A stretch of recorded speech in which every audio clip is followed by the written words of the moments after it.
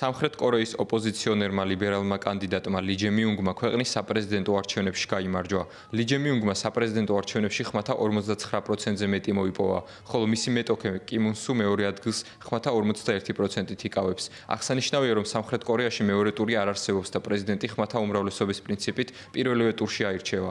ალი ჯემიუნგის არჩევით საბოლოოდ დასრულდება ის პოლიტიკური არეულობა, რომელიც ყოფილი პრეზიდენტის იუნ სუკ იოლის მიერ ხანმოკლე საომარი მდგომარეობის გამოცხადებამ გამოიწვია.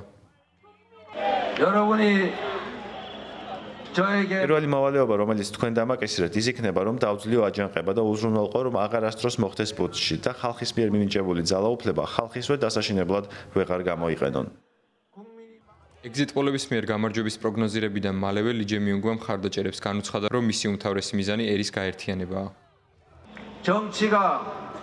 მიუხედავად იმისა, რომ პოლიტიკოსები შესაძლოა ერთმანეთს პირადი ინტერესების გამო დაუპირისპირდნენ და პოლიტიკურ ჯგუფებად დაიყონ, ხალხი ვალდებული არაა, რომ ამ დაყოფებს მიხვდეს. ხალხი ამ ქვეყნის ბატონ-პატრონი და პოლიტიკოსები კი მუშები, რომლებიც ადამიანების სიცოცხლეზე არიან პასუხისმგებელი.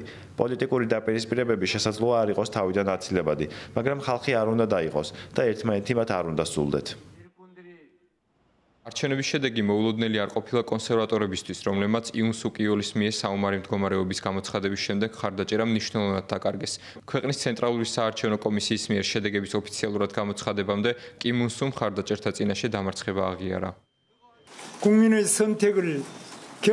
ვეთანხმები ხალხის არჩევანს და კანდიდატ ალი ჯემიუნგს მინდა გამარჯვება მიულოცო.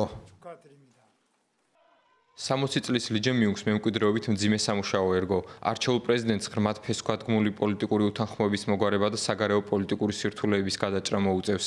გამოწვევებს შორის უმთავრესი ამერიკის შეერთებული შტატების პრეზიდენტის დონალდ ტრამპის ტარიფები და ჩრდილოეთ კორეის სწრაფად განვითარებადი ბირთვული პროგრამა იქნება.